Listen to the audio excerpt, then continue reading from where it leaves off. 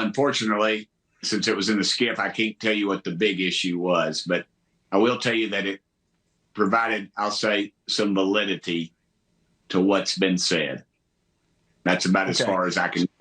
I apologize, but that's what the skiff is about, and I need to honor that commitment. But we are going to have more hearings, and what it really did was energize people in Congress, I think, that are very frustrated and heard people like myself.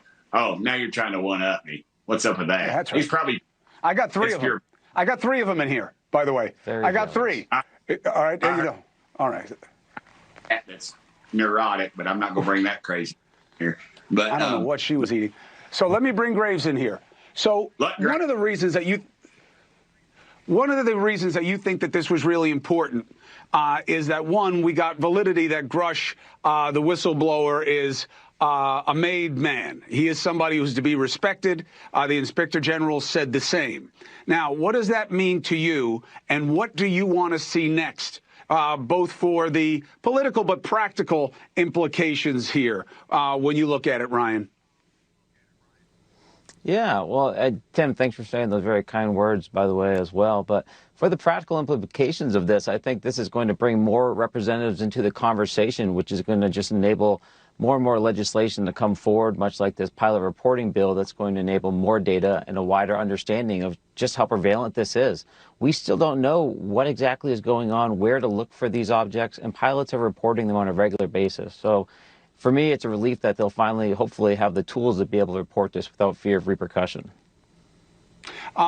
Please, with all due respect, what do you make of suggestions that even though you were at the highest echelon of our training for pilots, that people say, yeah, Graves doesn't know what he was seeing. He was looking at balloons. He was looking at Canadian geese, and he wasn't sure what they were. He wasn't seeing anything that's a real UAP.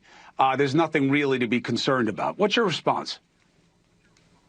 Well, I would ask them to talk to the dozens and dozens of pilots that have also seen the same objects as me, not only off the eastern seaboard, but also off of commercial airlines across the United States, as far west as Hawaii. So this isn't just Ryan Graves. This isn't just one squadron. This is commercial airliners, military airliners, and general aviation that are seeing this across the country. And also, you made a very interesting point that I think is going to be interesting to the congressman also. So there's all this talk about a specific type of airplane that's being grounded because there's some safety concerns. And you said safety concerns. If you're worried about being safe in the air, you better take what's flying around our planes a lot more seriously than just the planes we're in. How so? Well, it goes to the point that we've had with the doors. So if doors were falling off planes, we would expect that there'd be a reporting mechanism so that the problem could be taken care of.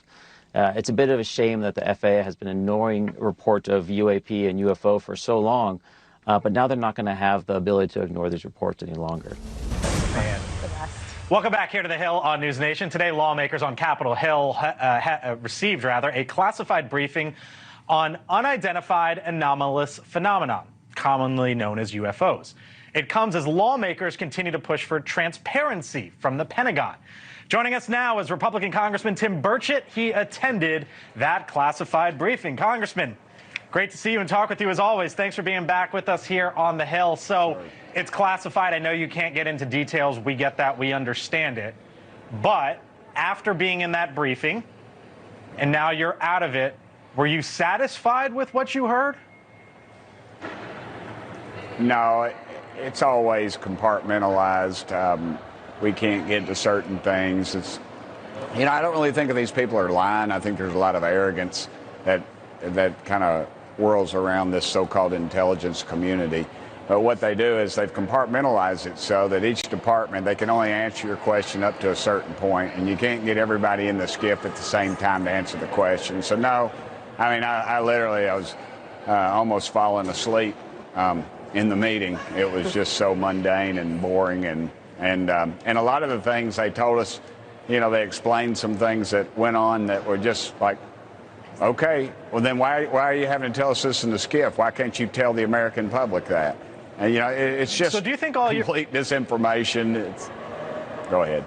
Do you think your time spent on this? Because there's a lot of time that you and the rest of the UAP caucus have spent to try to get answers. And every time I speak with you, Congressman, when you go to these classified briefings, you walk out and you're disappointed. And I wonder if you think that this is a waste of time. Do you feel that there's a cover-up going on, something in between? What is it? Yeah, I think there's a cover-up. You know, there's tens of millions of dollars that we spend investigating these things. We've had departments tell us that they have recovery units, but yet they won't release full reports. Everything's covered up. You know, your reports look like somebody shot it with a 12-gauge shotgun. So of course I think there's a cover-up. What it is, I don't know. You know, I've said many times, it's not about the little green men or the flying saucers. It's about what the heck are they spending all this dadgum money on, and why won't they release it? That's the real questions that need to be asked. Until we have a commander-in-chief that'll release them, I don't think we're going to get them. Why do you think there's a cover-up? What if you could get paid just by sharing a link? No sales calls, no pitching, just